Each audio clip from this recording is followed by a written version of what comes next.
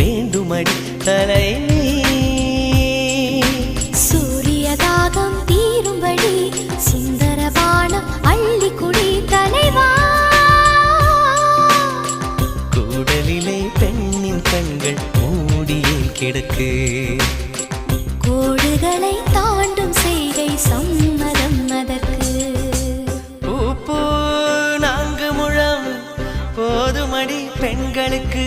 வாவா வாசலெல்லாம் வழி திறக்கும் ஆண்களுக்கு.